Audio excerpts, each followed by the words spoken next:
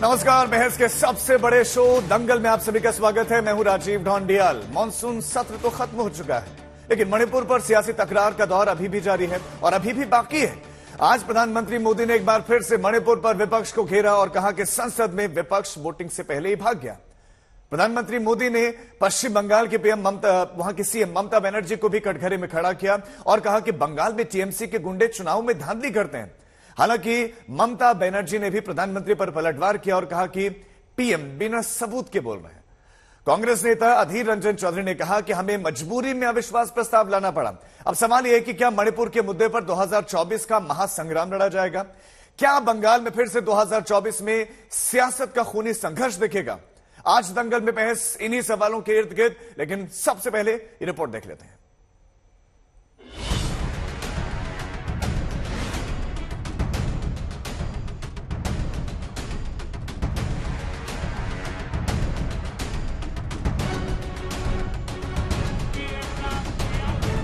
चर्चा में लोकतंत्र का दायित्व होता है, जब आप बोलते हैं तो दूसरे को सुनना चाहिए, लेकिन बीच में से ही भाग गए।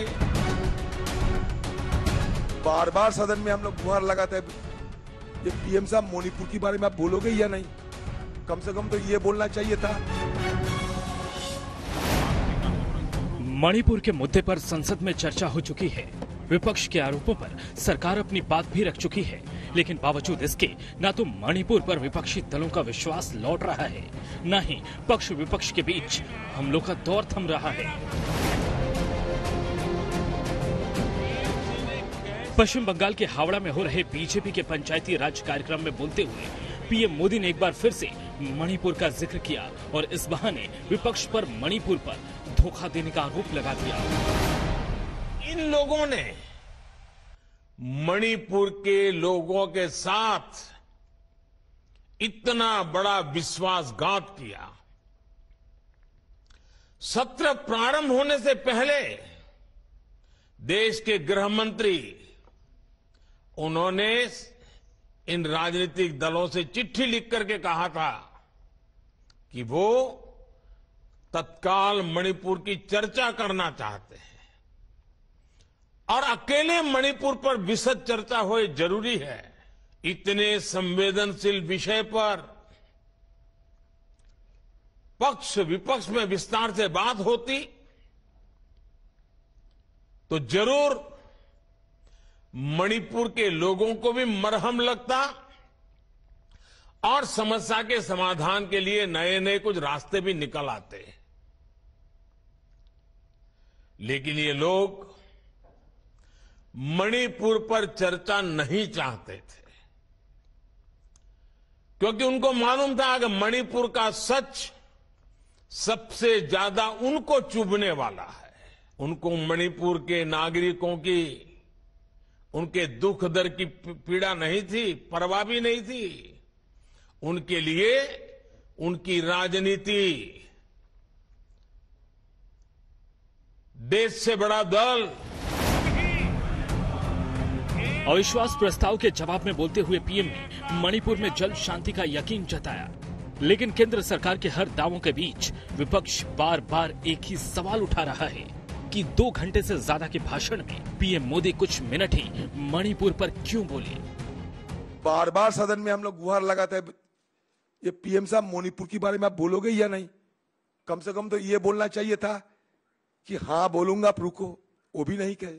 उनकी भाषण ही 2 घंटे, मान लो 2.25 घंटे तक चली और सारे विपक्ष की जो मेन मुद्दा थी उसमें उन्होंने सिर्फ 3 मिनट समय बिताई।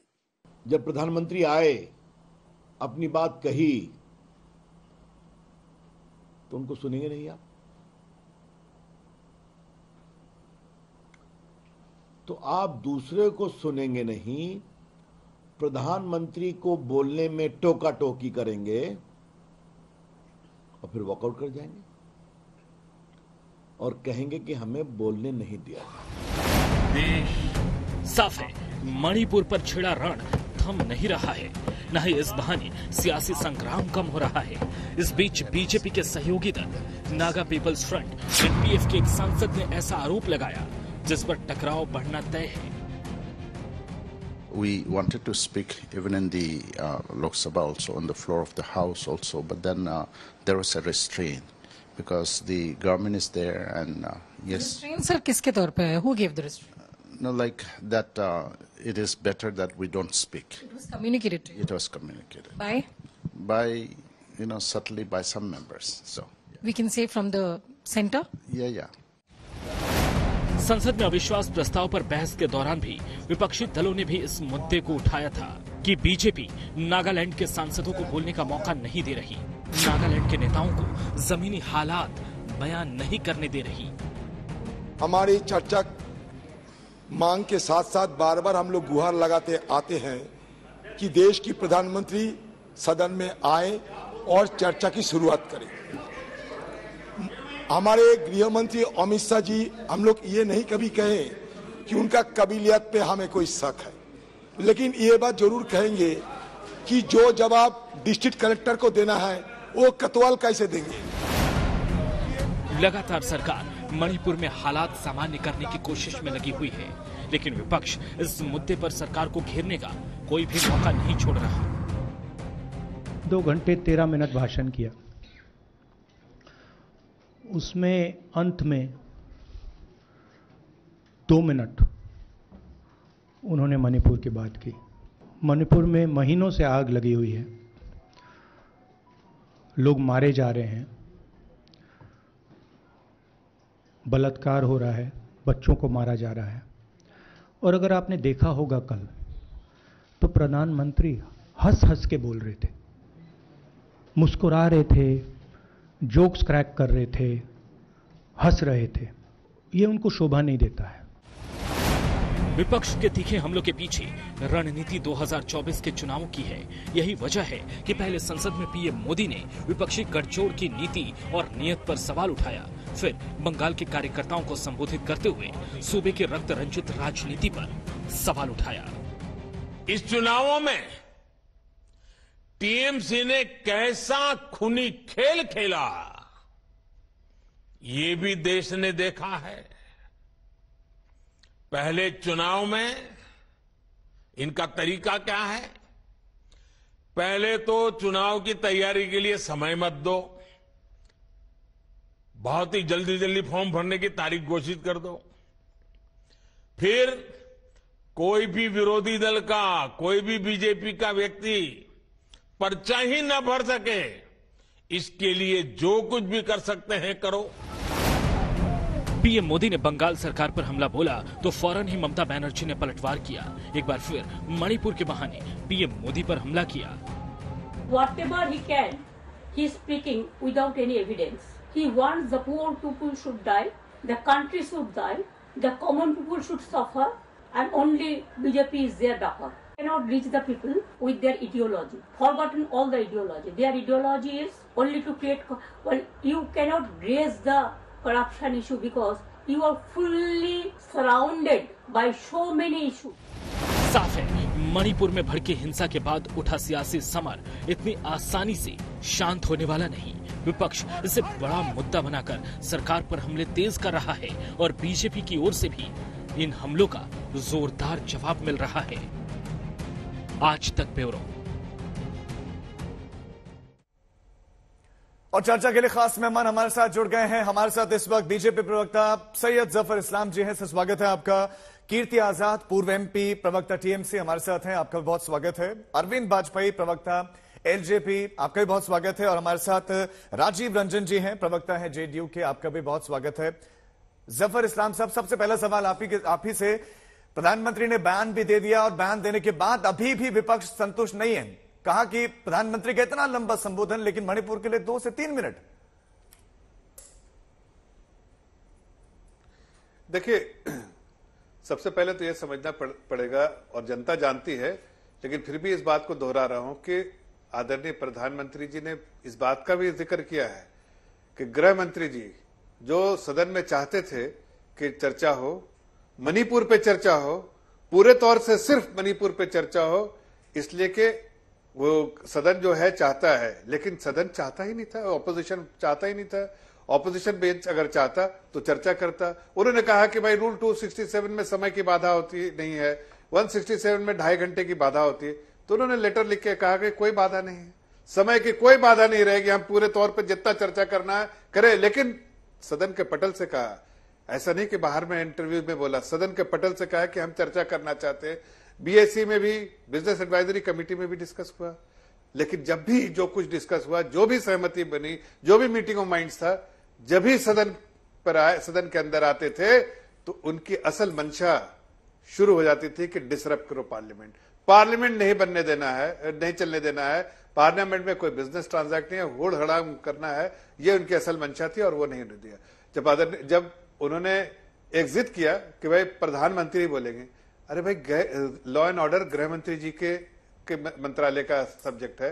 दूसरी बात, इतिहास को भी खंगाल के बता दिया कि उनको भाई पहले आपके समय में जब जिस तरह की हिंसा हुई थी, एथनिक वायलेंस हुआ था वहां पर, तब आपने एमओएस को भेजा था, एमओएस स्टेट को भेजा था, राजेश पायलट जी को 3.5 घंटा मात्र, उसमें 1.5 घंटा खाना गवर्नर के साथ, 2 घंटा में एयरपोर्ट पे मीटिंग, और वो वापस आ गए सदन में। उन्होंने सिर्फ थोड़ी चर्चा की और किसी ने चर्चा की नहीं, ना पीएम ने उस पर भाषण दिया, ना गृह मंत्री उस पर भाषण दिया। ऐसे में आप जरा देखिए कितनी संवेदनशील सरकार है हमारी कि हमारे एमओएस होम, वो वहां पर मंथ तक, एक महीने तक वहां पर नित्यानंद राय जी रहे। उन्होंने वहां पर सारे कंट्रोल रूम में हर तरह से कंट्रोल करने की जितनी भी कोशिश होती है, इंस्ट्रूमेंट्स होता है, उसका पूरा इस्तेमाल करते हुए कंट्रोल करने की पूरी जो सुविधाएं हो सकती हैं वहां के एडमिनिस्ट्रेशन को प्रोवाइड की। साथ साथ उन्होंने गृह मंत्री जी स्वयं गए वहां पर, इस बात की जानकारी दी।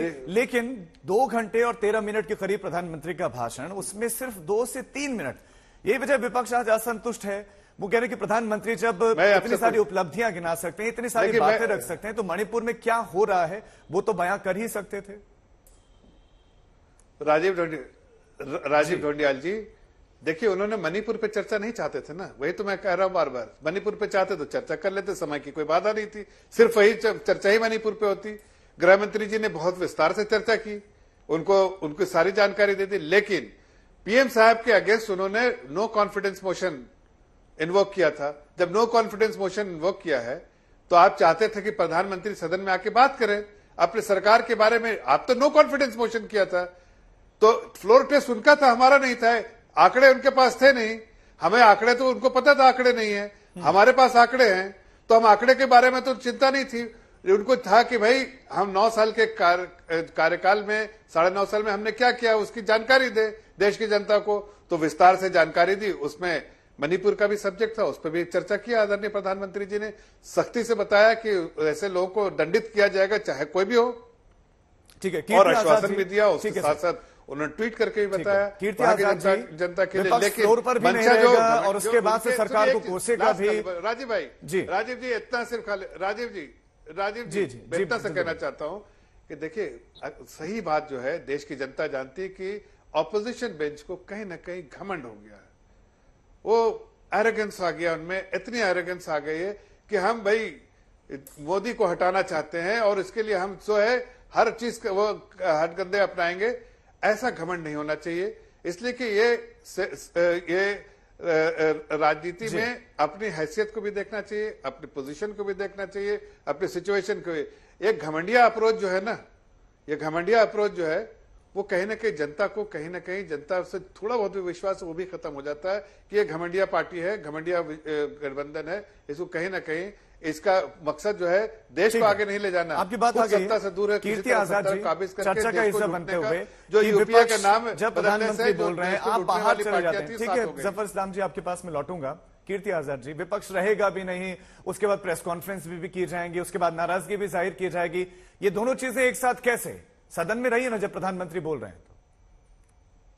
जिस बात को लेकर अविश्वास प्रस्ताव लाया गया था, उसकी सबसे पहली अड़चन थी भारतीय जनता पार्टी में कि वह 193 में इस विषय को, मणिपुर जैसे गंभीर विषय को करना चाहती थी। अब 193 लोकसभा में आधे घंटे का डिस्कशन होता है, उसके अंदर मंत्री जवाब दे न दे उसकी मर्जी होती है, लेकिन विपक्ष चाहती थी कि 184 के अंदर डिस्कशन हो, जिसमें सारे कार्यों को स्थगित कर दिया जाता है और देश में हो रही गंभीर घटनाओं के ऊपर, उसके ऊपर चर्चा होती है। मणिपुर में एथनिक क्लींजिंग हो रही है, एक संस्कृति को समाप्त कर दिया जा रहा है, वहां पे सरकारी शास्त्रागाह में से 6000 बंदूकें, मोटर लॉन्चर्स, ये सारी चीजें लूट ली जाती हैं और वह भी सरकार की मदद से की जाती हैं। वहां पर जो हमारी बेटी बहनों का जो परिस्थिति बनी हुई है वो हमने वीडियो में देखी ही थी। ऐसी परिस्थिति में हम चाहते थे कि यह केवल डिस्कशन 193 में नहीं लेकिन 184 में लिया जाए, जो कि पूरा दिन चलता है या आवश्यकता पड़े तो अगले दिन भी चलती है। और वैसे ही जो हमारे राज्यसभा में थे 176 की जगह 267 में चाहते थे। 176 2.5 घंटे की होती है। ये कह तो देते हैं कि हाँ जितनी मर्जी कर लो, लेकिन जब आप उस चीज के लिए तैयार थे तो उस नियम में मानने में आपको क्या था? सदन चलाना सरकार का दायित्व होता है, विपक्ष का नहीं। और हमने यह देखा है, जब मैं भारतीय जनता पार्टी में था तो सुषमा स्वराज और अरुण जेटली ने यह बात कही थी कि स्थगन करना काम सदन का वह भी एक तरीके से लोकतंत्र का हिस्सा है। अब इस परिस्थिति में जब यहाँ आके बातें करते हैं, बड़ा अजीब है, कहते हैं प्रधानमंत्री को हटाना चाहते हैं। अरे भाई, आप मनमोहन सिंह को हटाना चाहते थे कि नहीं हटाना चाहते थे? क्या आप आई के गुजराल को हटा करके अटल बिहारी वाजपेयी जी को बनाना चाहते थे कि नहीं बनाना चाहते थे? अरे प्रधानमंत्री, उसको हटना पड़ेगा। विपक्ष के सामने राजनीति क्या होती है? जो राज है, जो देश है, उसकी नीति है। यदि उसकी नीति वहां का प्रशासक ठीक से नहीं चला रहा हो तो उसका बदलाव होना चाहिए। और आज इंडिया संगठित हुआ है और एकत्रित होकर की बात आगे को ले जाएगा। ममता बनर्जी ने भी कहा, जो आरोप लगाए गए बंगाल के ऊपर, उन्होंने कहा कोई एविडेंस नहीं। जवाब दूंगा इसका। ठीक है कीर्ति आजाद जी, जफर इस्लाम साहब, उनकी बात का जवाब तो आपको देना है, लेकिन विपक्ष असंतुष्ट क्यों ना रहे? क्योंकि मणिपुर में हालात कैसे हैं? आरक्षण को लेकर आपने क्या सोचा है? हालात सामान्य कब तक होंगे? दोनों पक्षों से क्या बातचीत हुई है? कितने दौर की बातचीत हुई? इन सारे सवालों के जवाब उनको मिले नहीं है, ऐसा वो कह रहे हैं। तो नाराजगी और असंतुष्टि तो रहेगी। देखिए 2-3 बातें, अहम बातें।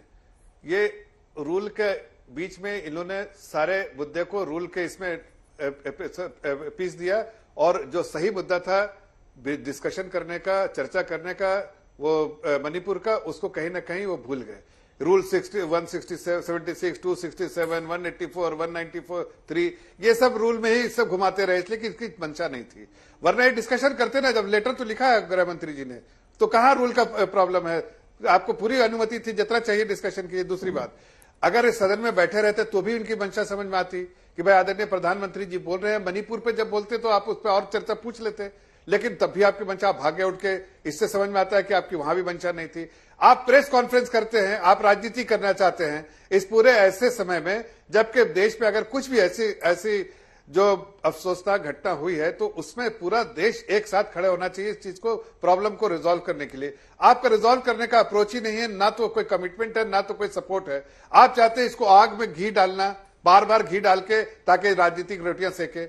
ऐसे में जो हमने जिस तरह से वहां पर एक पीस मिशन जो चला के रखा है, उससे अमन भी आ रहा है, वहां के लोग भी धीरे धीरे जो है पीस की तरफ जा रहे हैं, और धीरे धीरे अमन का माहौल हो जाएगा। लेकिन ये बात याद है, एक ही बात कह रहे हैं, लेकिन पूरा मणिपुर याद रखेगा, पूरा देश याद रखेगा। इनकी जो घमंडिया अप्रोच है उसको याद रखेगा। उन्होंने उस पर चर्चा नहीं की, राजीव कॉपरेशन, सपोर्ट, कोऑर्डिनेशन होना चाहिए था, वो नहीं किया दिखाया लोगों ने। इसलिए कि सत्ता के लालच जो इनको है, सत्ता में इतना लायक हो गया है कि भूल गए। चर्चा में अन्य मेहमानों के पास मुझे जाने दीजिए प्लीज। राजीव रंजन जी, आपने मांग की, आप हंगामा करते रहे, विपक्ष हंगामा करता रहा कि प्रधानमंत्री आए, बयान दे, अविश्वास प्रस्ताव लिया है, गृह मंत्री ने अपनी बात रख दी, मणिपुर में क्या हो रहा है सारी जानकारियां उन्होंने दी, प्रधानमंत्री ने भी कहा, लेकिन उसके बाद भी ये असंतुष्टि क्यों अभी भी? अब आपको क्या और जानना है मणिपुर के बारे में, यह राजनीति? ये सबसे पहले तो प्रधानमंत्री जी ने ये संकेत पहले ही दे दिया था कि इसे वो क्रिकेट की तरह, क्रिकेट की शब्दावली में अपने शब्द रखेंगे, चौके छक्के, शतक, अर्धशतक, दोहरे शतक, और ये उन्होंने किया। अपने संबोधन में मणिपुर की वेदना, वहां की बेटियां, वहां की बहनों की जो अस्मत लूटी गई, जो शस्त्रागार लूटे, यहां तक पहुंचने में उन्हें 1.5 घंटे के बाद, 1.25 घंटे के बाद शायद मणिपुर की याद उन्हें आई। लेकिन मैं आपको इतना जरूर बताना चाहता हूं, उन्होंने कहीं ना कहीं इतिहास के कुछ भ्रामक तथ्यों के जरिए उत्तर पूर्व की संवेदनशीलता को बगैर समझे कुछ ऐसे तथ्य कहे जिसका मुझे लगता है उत्तर पूर्व में, चूंकि वो देश में उनकी हुकूमत है, उत्तर पूर्व के अनेक राज्यों में उनकी साझा सरकारें हैं, इसलिए उसके प्रतिकूल प्रभावों का भी उन्हें एहसास नहीं था जब उन्होंने मिजोरम की चर्चा की। और मिजोरम का सच क्या है, जब इंदिरा गांधी इस देश की प्रधानमंत्री बनी थी उसके 2 महीने के अंदर वहां लालडेंगा ने वहां एक स्वाधीन राष्ट्र की घोषणा कर दी थी। वो कराची में थे, परिस्थितियां ऐसी थी कि देश की संप्रभुता और जो वहां उग्रवाद की जो चुनौतियां थी, राष्ट्र विरोधी शक्तियों की जो चुनौतियां थी, उसके कारण वो फैसला लेना था। लेकिन वो फैसला भविष्य में सही साबित हुआ, हालात बदले और उसके बाद राजीव गांधी के समय में वहां ट्वीटी हुआ और वहां शांति बहाल होती चली गई। अब उस फैसले के उस पक्ष को उन्होंने खिरो। दूसरी तरफ देखिए, मणिपुर के बजाय वो कच्चा तीबू के जरिए उस समय की सरकार पर ये भ्रामक आरोप लगा रहे थे कि हमने देश का एक अंग भंग करा। ठीक है, मुझे हैरत होती है, आप अगर जाएंगे तो इस पर काफी जानकारियां सार्वजनिक है कि वो भारतीय सीमा में उसका सीमांकन होता ही नहीं था, एक विवादित क्षेत्र था। उस समय वो बताना भूल गए कि बांग्लादेश को 111 गांव संधि के तहत भारत ने दिए और 51 गांव केवल मिले। कई बार ऐसे फैसले लेने पड़ते और उन फैसलों को लेकर आप विपक्ष को, जिसकी सरकारों ने, मैं तो कहूंगा 1947 500 देसी रियासतों को हिंदुस्तान के नक्शे में शामिल करा, उसके बाद जो चुनौतियां जूनागढ़, हैदराबाद और कश्मीर की थी, उनका समाधान ढूंढना, फिर 1961 में गोवा को भारत में जोड़ना, फिर 1975 में सिक्किम भारतीय गणराज्य का हिस्सा बना और मणिपुर इतिहास 1949 जिसकी वेदना, जिसकी पीड़ा पर इतिहास नहीं बताया गया। ठीक है, वो ठीक है सर, मैं आपके पास लौटता हूं अरविंद जी को चर्चा का हिस्सा बनाते हुए। अरविंद जी, क्या आपको लगता है कि विपक्ष सिर्फ राजनीति कर रहा है? जो ये असंतुष्टि जाहिर की जा रही है, ये सिर्फ राजनीति से प्रेरित है और 24 के लिए पिच तैयार की जा रही है? देखिए, ये तो आप राजीव जी देखिए, पहले दिन से तय हो गया कि कांग्रेस को और विपक्षी दलों को सिर्फ और सिर्फ मुद्दे की तलाश है। 2 चीजें हैं, एक तो इनको मुद्दे की तलाश है, दूसरा मोदी जी को, घमंड को झुकाना है, जिसको बार बार कहते हैं मोदी जी को झुकाना है, मोदी जी को झुकाना है। मणिपुर की कहाँ चिंता है इनको? अगर मणिपुर की चिंता इनको होती तो जब सर्वदलीय बैठक बुलाई गई थी, अमित शाह जी गृह मंत्री के रूप में वहां बैठे थे, इनका कोई बड़ा लीडर नहीं गया उस मीटिंग में, माफ करना। सब नंबर 2 के, सब नंबर 3 के नीचे नंबर पे जो है वो नेता वहां गए थे और उस प्रेस कॉन्फ्रेंस में आके इन्होंने कुछ नहीं बताया कि क्या हुआ, हमने कोई सजेशन दी या नहीं दी, या गवर्नमेंट के पार्ट पे कोई इनेक्शन है, कहीं कुछ नहीं बताया, जबकि इनको उस सर्वदलीय बैठक में पूरी ब्रीफिंग गवर्नमेंट की तरफ से की गई थी। तीसरा, आइए, जब ये राहुल गांधी विजिट करके आए, उसके बाद आके क्या इन्होंने प्रेस कॉन्फ्रेंस करके शांति की अपील की? क्या वो 2 घटनाओं के अलावा तीसरी घटना इन्होंने बताई? बिल्कुल नहीं।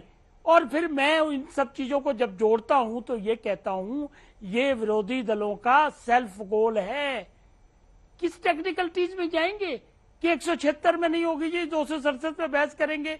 जब गृह मंत्री ने पार्लियामेंट आउट होने से पहले ही ये लेटर लिख दिया स्पीकर को कि हम चर्चा करने को तैयार हैं और उसकी कोई सीमाबद्ध ना हो, फिर क्या बच जाता है? ये चर्चा शुरू से नहीं करना चाहते थे और वो सिद्ध हो गया इस बात से कि जब प्राइम मिनिस्टर ने चर्चा शुरू की तो ये बाइकआउट करके भाग गए। होम मिनिस्टर साहब ने एक एक पॉइंट बताया कि कैसे ये हुई घटना। अच्छा, माफ करना, ये मणिपुर की घटना विरासत में मिली है हमको, ये 67 से लगातार चली आ रही और 93 में पीक पे थी। अभी राजीव रंजन ने भी नॉर्दर्न ईस्टर्न का, मिजोरम का बताया, तो ये तो मान रहे हैं कि घटनाएं वहां पे होती हैं और कंट्रोल में नहीं हुई। लेकिन हाँ, इस सरकार ने उसको कंट्रोल करने की कोशिश पूरी की और पूरी नहीं की, कोशिश जारी है। और मैंने ये नहीं कहा कि वो घटनाएं होती 80% स्कूल आप नहीं, स्पोक्स पर्सन के तौर पर 80% जो नॉर्मलिटी की तरफ आ रहा है, आप उन शब्दों से मत जोड़ दीजिए जो मैंने नहीं कहे। प्रश्न ये है सर कि अगर विरासत में मिला भी है, सिचुएशन आपने ये कहा, लेकिन पिछले कई महीने से वहां पर हालात खराब हैं। मैं आप दोनों के पास लौटता हूं। के वक्तव्य की आलोचना की जिसमें उन्होंने देश को गुमराह किया। वो अरविंद जी, आपने मिजोरम की घटना का जिक्र किया, वही मैंने एज इट इज बोल दिया। मिजो नेशनल फ्रंट क्यों आपसे चला गया? आपकी जेब में कुछ डाल मौजूदा स्थिति पर आते हैं कि वहां पर हालात क्या है, मौजूदा हालात पर आते हैं सर, मौजूदा हालात पर आते हैं। कीर्ति आजाद जी, आज प्रधानमंत्री नरेंद्र मोदी ने पंचायती राज कार्यक्रम में कहा कि पंचायत चुनाव में बंगाल में खूनी खेल हुआ, धांधली वहां पर हुई, बूथ कैप्चरिंग वहां पर हुए। बंगाल में जो हालात हैं, वैसे तो विपक्ष लोकतंत्र की बहुत बात करता है, लेकिन जो बंगाल में हो रहा है, क्या वो लोकतंत्र है या लोकतंत्र में ऐसा होना चाहिए? ये सवाल मुझसे है? जी कीर्ति आजाद जी। बिना किसी प्रमाण के झूठ बोलना अगर कोई सीखे या जाने तो वह इस प्रधानमंत्री से सीखे। आपको मालूम है कि हाईकोर्ट के आदेश के बाद वहां पर हर पोलिंग स्टेशन और चप्पे चप्पे पर सेंट्रल आर्म पुलिस फोर्स लगा दी गई थी। चप्पे चप्पे पर मीडिया थी, सीसीटीवी कैमरे लगे हुए थे, और उसके बाद यदि कोई घटना होती तो आपके आज तक पर भी हमें दिखाई दी जाती, लेकिन कोई घटना नहीं दिखाई। आपने 2 केस बताए, एक केस बताए तो 2 महिलाओं को वहां के स्थानीय महिलाओं ने निर्वस्त्र किया क्योंकि वो चोरी कर रही थी। चोरी करना भी गलत है, निर्वस्त्र करना भी गलत है। दूसरा, बीजेपी की एक महिला थी जिसने कहा कि मेरे साथ में बड़ा अभद्र व्यवहार हुआ, 13 तारीख को हुआ, 14 को उन्होंने एफआईआर दर्ज की ऑनलाइन। पुलिस वहां पे गई बंगाल की, उसने कहा कि 164 का बयान दीजिए जिससे हम कम से कम कोर्ट में पेश कर सकें जिस आदमी ने आपके साथ यह बयान किया है।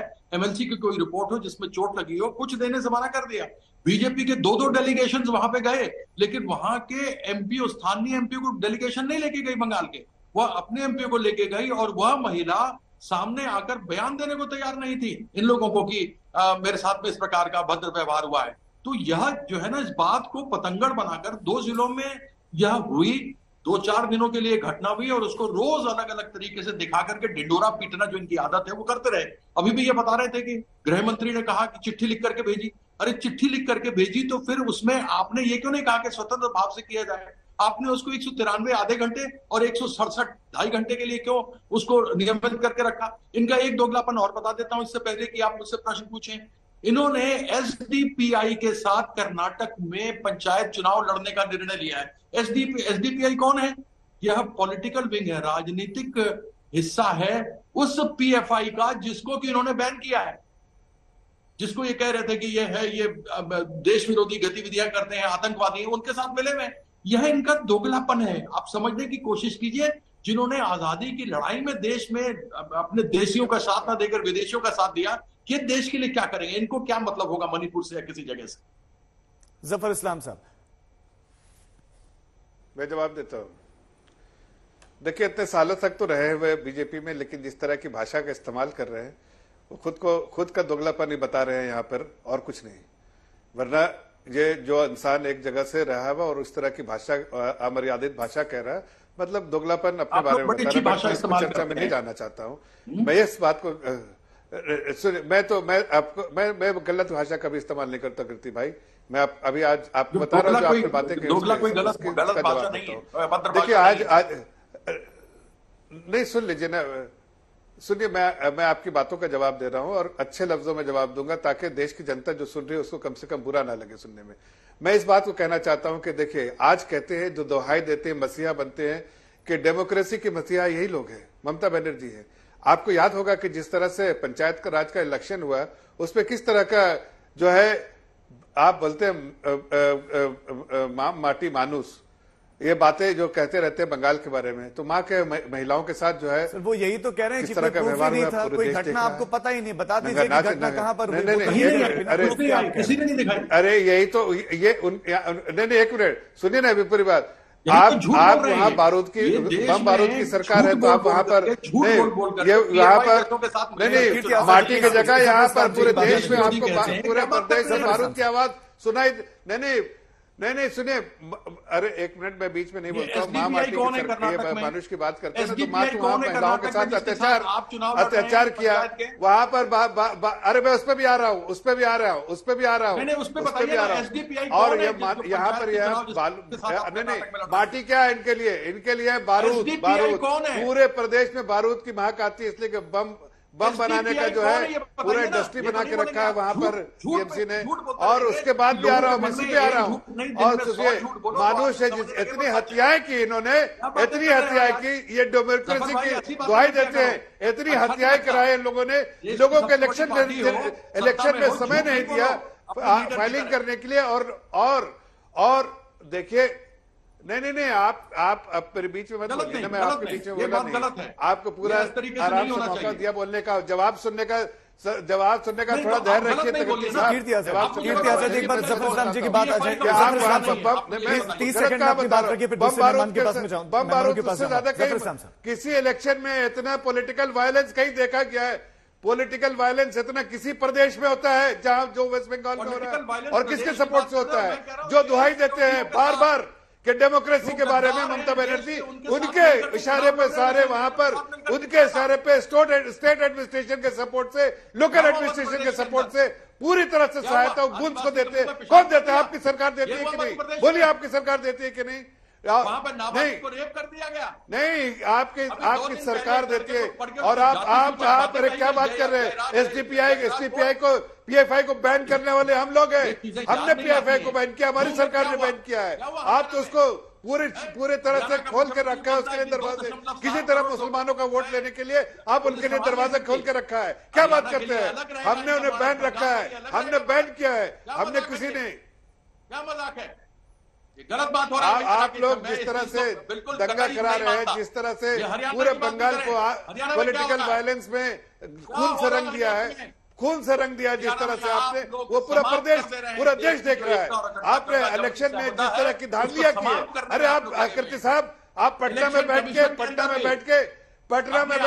आप वहां के हालात नहीं जानते। जरा जाके बंगाल में घूमिए, तब पता चलेगा किस तरह से वहां पर अत्याचार किया है, जो जिस प्रदेश में है वो उस प्रदेश की जिम्मेदारी न लेकर दूसरे को ये कहता है कि तू अपने प्रदेश में तो देख वहां क्या हो रहा है, जहां पर तुम्हारी पार्टी है वहां पर क्या हो रहा है। मैं आप दोनों को माफी के साथ रोक रहा हूं, क्योंकि अगर आप दोनों ही कहेंगे तो आप दोनों की ही बात नहीं आ पाएगी, आप दोनों की बात नहीं आ पाएगी। जफर साहब, मेरा एक सवाल आपसे, सवाल यह है कि एनपीएफ के सांसद हैं लोरहो पफोज। सर जफर साहब, मेरा सवाल सुनिए आप। सवाल यह है कि लोरहो पफोज साहब कह रहे हैं कि मणिपुर को गलत तरीके से हैंडल किया गया, ये आपके साथ हैं, एनडीए का हिस्सा है। वो कह रहे हैं कि प्रधानमंत्री ने सही से ध्यान नहीं दिया मणिपुर पर, आपके सहयोगी ये कहने लगे हैं। देखिए, मैं कोई स्पेसिफिक आदमी की टीका टिप्पणी पे कोई चर्चा नहीं करूंगा। ये पूरे देश ने देखा है कि हमने मणिपुर पे विस्तार से आदरणीय गृह मंत्री जी ने चर्चा की, लेकिन जो लोग डेमोक्रेसी की दुहाई देने वाले, जिस तरह से नंगा नाच किया डेमोक्रेसी का बंगाल में, उसकी तो जरा थोड़ी चर्चा कर लीजिए। नहीं, वो आप भाई से कहता हूँ कि पटना में बैठ के आप पटना में बैठ के आपने कुछ क्या देखते हैं बंगाल के बारे में? बंगाल में बारूद है, बम है, हर जगह पॉलिटिकल वायलेंस है, हर जगह मौत के घाट उतारे जा रहे हैं। आपने इतने सारे कार्यकर्ताओं के हमारे मौत के घाट उतार दिया। कैसी बातें कर रहे हैं आप आंखों में पट्टी बांध के रहना चाहते हैं क्या? उसके ऊपर कुछ नहीं किया। और ये नहीं, आप आंखों में पट्टी, आप जफर इस्लाम साहब, कीर्ति आजाद जी, मणिपुर पे हर काम आप ये बात कह रहे थे कि हिंसा नहीं हुई, प्रूफ दीजिए। लेकिन हम लगातार, हमने पंचायत चुनाव में देखा, उससे पहले विधानसभा चुनाव में देखा, हिंसा तो वहां पर होती है सर, और वो तस्वीरें हमने देखी है कि पत्थरबाजी भी होती है वहां पर, सारी चीजें वहां पर होती हुई नजर आती है। तो उस कीर्ति आजाद जी, कमाल की बात हो गई। बैठे यहाँ बंगाल में क्या हो रहा है, यहाँ क्या हो रहा है, एक इनके गुरुजी बोल देते हैं विश्व गुरु, और उसके बाद ये उसके पीछे बोलना शुरू कर देते हैं। ऐसे बोलना, ढिंडोरा पीटना शुरू करते हैं। आग लगा के रखिए बंगाल में, और आप इलेक्शन में किसी को वोट देने मत दीजिए, और आप सोचिए कि नहीं उसके बारे में चर्चा। मेरे सवाल सुन रहे हैं, मेरे सवालों के जवाब दे रहे हैं। मैं लौटता हूं आपके पास, आप दोनों के पास मैं लौटूंगा प्लीज। राजीव रंजन जी, एनडीए के सहयोगी ये बात कहते हैं कि अच्छे से हैंडल नहीं किया गया मणिपुर को। देखिए, निसंदेह और खास करके जो उत्तर पूर्व में इनके सहयोगी हैं, एनपीएफ हो या एनएलएफ, इन दलों ने अगर अपनी बात रखी है तो निसंदेह इनके लिए चुनौतियां आने वाले समय में बढ़ने वाली है। और इससे बढ़कर के मैं कहूं, संवेदनशील मसलों पर प्रधानमंत्री जी केवल विपक्ष को कोसने के लिए जिस तरह के उदाहरणों की चर्चा करते हैं, वो जटिलता उन राज्यों की या उस क्षेत्र की नहीं समझ पा रहे।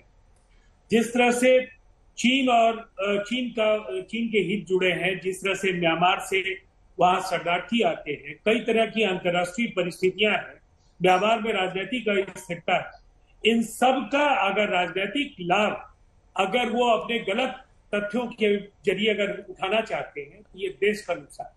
राजीव जी, एक सवाल आपसे ये भी है, क्या आपको लगता है कि विपक्ष अपनी जिम्मेदारी सही से निभा पाया? क्या जिस तरह से मणिपुर के विषय को उठाया जाना चाहिए था उस तरह से उठाया गया? क्या आपको लगता है कि राहुल गांधी का जो संबोधन था, जो राहुल गांधी का बयान था या जो भाषण था, वो आपके हिसाब से सही था, या किसी और आपको लगता है कि किसी और व्यक्ति को मणिपुर पर ज्यादा एग्रेसिवली अपनी बात रखनी चाहिए थी? देखिए, सबसे पहले राहुल जी और समस्त विपक्ष, चाहे जनता दल यूनाइटेड की ओर से ललन सिंह जी ने जो बातें कही, विपक्ष के नेताओं ने मणिपुर पर केंद्रित होकर अपनी बातें रखी। इसके उलट अगर आप दो भाषणों को देखें, अमित शाह जी पूरी तरह से देश में इंडिया ने क्या क्या किया इसका ब्यौरा दे रहे थे, और प्रधानमंत्री जी से थोड़ा ज्यादा जरूर मणिपुर पर उन्होंने कहा। लेकिन प्रधानमंत्री जी का तो पूरा अंदाज ऐसा लगता था कि वो 2020 या किसी आईपीएल का मैच खेल रहे हो, चौके छक्के शतक। और सबसे बड़ी बात क्या है, एक प्रायश्चित तो उन्हें करना चाहिए।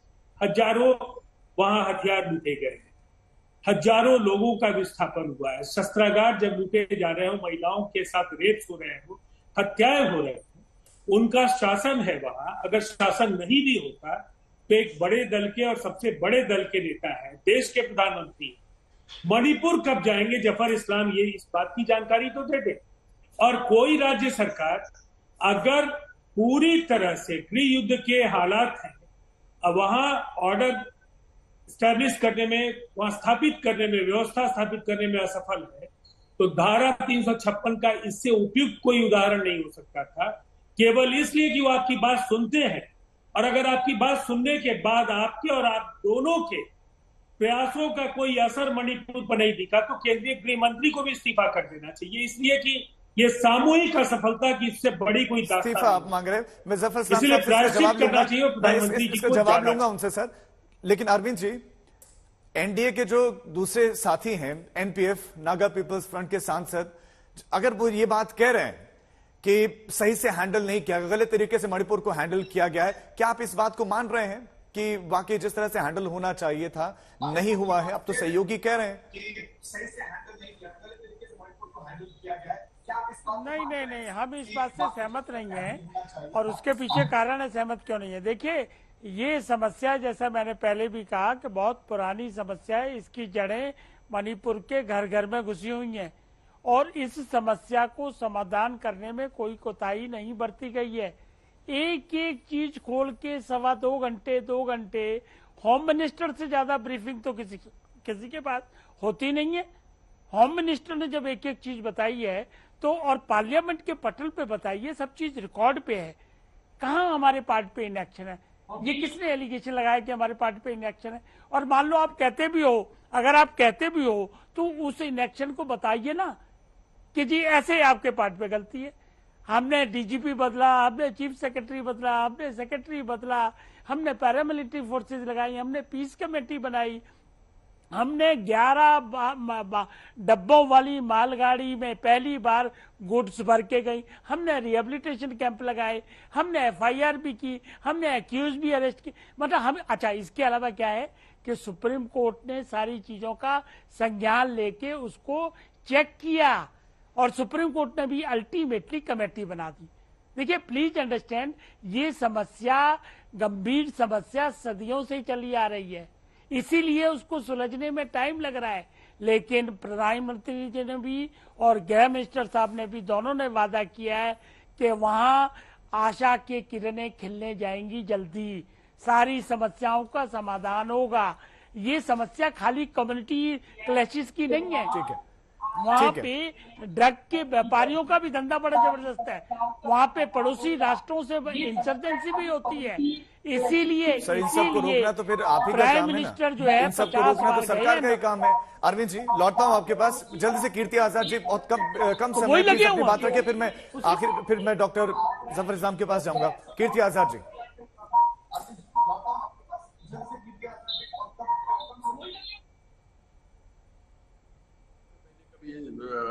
सुप्रीम कोर्ट के जब ऑब्जर्वेशन आए थे तो उसमें उन्होंने फिर 2 मिनट के लिए बोला था और 3 लाइनें कही थी, 36 सेकंड कहा था।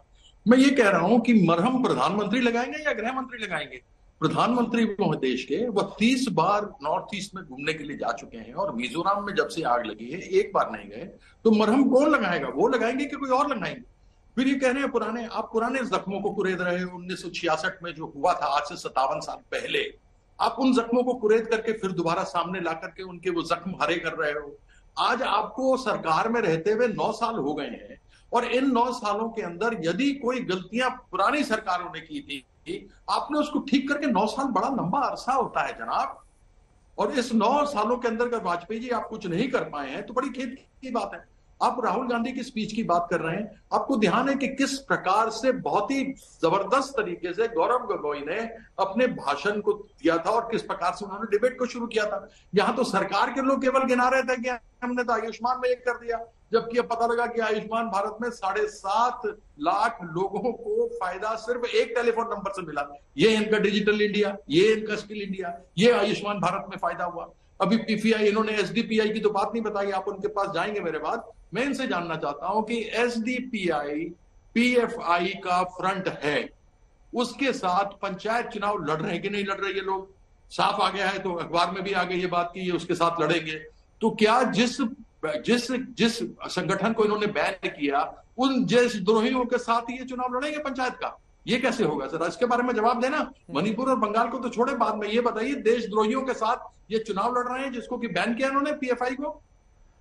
डॉक्टर जफर इस्लाम, चूंकि राजीव जी के भी सवाल थे और फिर कीर्ति आजाद जी के भी सवाल हैं, उनके जवाब देता हूं। मैं जवाब देता हूं ना। ये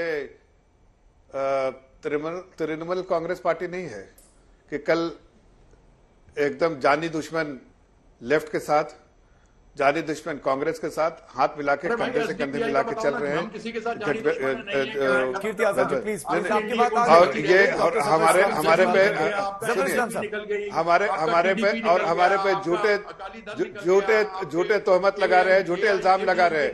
हमारा कोई ऐसा कोई गठबंधन नहीं हुआ है और न कोई होने की संभावना है। ना कोई गठबंधन है, ना कोई गठबंधन होने की संभावना है। हमने तो उनको बैन किया, आपने उनको बढ़ावा दिया, हमने उनको बैन किया। इतिहास में ये हुआ, उनकी गलती थी। सरकार जब आपकी है तो सारी जिम्मेदारी आपकी है। नहीं, मैं तो करो, मैंने कहा ना, तो मैं तो कह रहा हूं कि ना तो हमारा कोई अंडरस्टैंडिंग है। माफी के साथ आप सभी को रोकना पड़ रहा है, लेकिन आप सभी का बहुत शुक्रिया इस चर्चा का हिस्सा बनने के लिए। मणिपुर में हालात सरकार कह रही कि पहले से बेहतर हम कर रहे हैं, नियंत्रित कर रहे हैं, सैनिक वहां पर हैं, लेकिन विपक्ष कह रहा है कि संतुष्ट नहीं है। वो जिन सवालों के जवाब मिलने चाहिए तो उन सवालों के जवाब नहीं मिले। अभी भी मांग कर रहे हैं कि इस पर विस्तृत चर्चा होनी चाहिए, अभी भी इस पर प्रधानमंत्री को बात रखनी चाहिए और मणिपुर तो जाना ही चाहिए। लेकिन मणिपुर पर घमासान है, 2024 की पिच भी इससे तैयार की जा रही है।